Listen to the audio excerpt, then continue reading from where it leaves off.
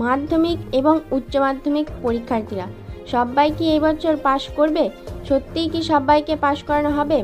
রাজ্যের এক প্রশাসনিক অনুষ্ঠানে এসে মুখ্যমন্ত্রী সকল মাধ্যমিক এবং উচ্চ মাধ্যমিক পরীক্ষার্থীদের শুভেচ্ছা জানিয়েছিলেন এবং তিনি আরও জানান যে পরীক্ষা খারাপ হলে দেখে নেবেন।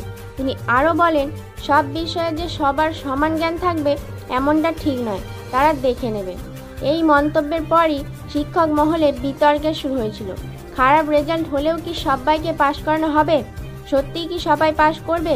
পশ্চিমবঙ্গের মুখ্যমন্ত্রী সকল মাধ্যমিক পরীক্ষার্থী এবং উচ্চ মাধ্যমিক পরীক্ষার্থীদের প্রশাসনিক বৈঠক থেকে শুভেচ্ছা ও অভিনন্দন জানিয়েছিলেন এবং তিনি আরও ঘোষণা করেন, পরীক্ষা খারাপ হলে কেউ দুঃখ পাবেন না, আমরা দেখে নেব। সবাই তো পড়াশোনার দিক থেকে এক হয় না। এই আমরা দেখে নেব কথাতেই সকল বিতর্কের সূত্রপাত। সবার প্রশ্ন, তাহলে কি সবাইকে পাশ করানো হবে? তাহলে এই পরীক্ষার কি দরকার?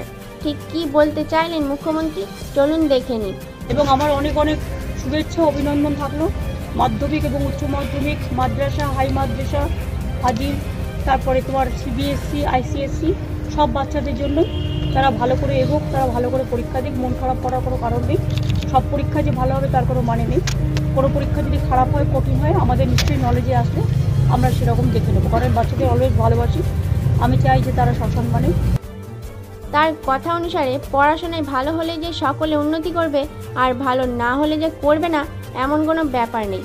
রাজ্য সরকার সর্বদা পড়ুয়াদের উজ্জ্বল ভবিষ্যতের জন্য সব কিছু করতে রাজি আছে, কিন্তু এর আগের কিছু বছরের পরীক্ষায় উত্তীর্ণ না হতে পারা পরীক্ষার্থীরা নম্বর বৃদ্ধি ও নানা কারণের দাবি নিয়ে বিরোধিতা প্রদর্শন করেছে। যদিও বিগত বেশ কিছু বছর ধরে দেখা দিচ্ছে রাজ্যের অকৃতকার্য ছাত্ররা পাশ করিয়ে দেওয়ার দাবিতে বিভিন্ন জায়গায় বিক্ষোভ করছে অনৈতিকভাবে। সরকার প্রায় সকল ছাত্রছাত্রীকে পাশ করিয়েও দিচ্ছে এবং অন্যান্য বোর্ডের সঙ্গে পাল্লা দিতে নাম্বারও দিচ্ছে ঢেলে। কয়েকদিন আগেই মুখ্যমন্ত্রী এক জনসভায় বলেছিলেন নাম্বার বাড়িয়ে দেওয়ার জন্য। অন্যান্য বোর্ডের মতোই বাংলা বোর্ডের এগিয়ে যাওয়ার জন্য ছাত্রছাত্রীদের উন্নতির জন্য নাম্বার বাড়ানোর কথা বলেছিলেন তিনি। আগে কত কম নাম্বার দিত, আগে স্কুল কলেজে কত কম নাম্বার পেতাম আমাদের সময়ে, নাম্বারই দিত না, হাত দিয়ে নাম্বারই গলতো না।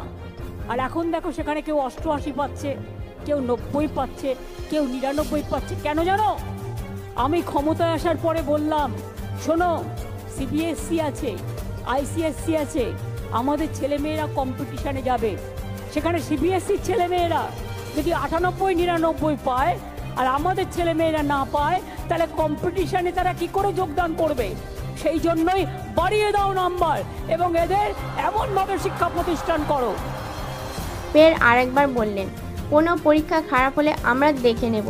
আর এখানেই বিতর্কের সূত্রপাত। তাহলে কি সত্যিই সবাইকে পাশ করানো হবে? যদিও সময় বলবে সবাই পাশ করবে কিনা, তবুও শিক্ষার্থীদের একাংশ এতে অত্যন্ত খুশি। পরীক্ষার্থীদের গ্রেস মার্ক দিয়ে পাশ করানোকেও অস্বীকার করা যায় না, কিন্তু প্রশ্ন একটাই, আদৌ কতটা মানোন্নয়ন ঘটছে শিক্ষা ব্যবস্থায়? নাম্বার বেশি দেওয়াতে ছাত্ররা কতটা কাজে লাগাচ্ছে সেটা? এবছর প্রায় 4.5 লক্ষ কমেছে পরীক্ষার্থীর সংখ্যা রাজ্য জুড়ে। যেখানে রাজ্য সরকার মেয়েদের শিক্ষার হার বাড়াতে কন্যাশ্রী, রূপশ্রীর মতো প্রকল্প এনেছে, সেখানেই উল্টা পুরাণ কেন? তাদের বিকাশ না ঘটলেও নিয়মের গেরোয় পাশ ফেল না থাকায় সকলেই পাশ করছে। এবার মাধ্যমিকেও তাই হলে বিরূপ প্রতিক্রিয়া পড়বে বলে মনে করছেন শিক্ষকদের একাংশ। এদিকে পড়ুয়াদের উপর মুখ্যমন্ত্রীর স্নেহস্বরূপ দৃষ্টিভঙ্গি রয়েছে, তাই সকলকে শুভেচ্ছা জানানোর জন্যই এবং ভয় না পেয়ে ভালোভাবে পরীক্ষা দেওয়ার জন্যই তিনি একথা বলেছিলেন বলে মনে করছেন অনেকেই। এক্ষেত্রে মুখ্যমন্ত্রী অভিভাবকের ভূমিকা গ্রহণ করেছে এবং ছাত্রছাত্রীদের আশ্বাসের মাধ্যমে মনে করেছেন বিশেষজ্ঞরা। তবে সবাই পাশ করবে কিনা সেটা সময় বলবে। News ACS Bangla.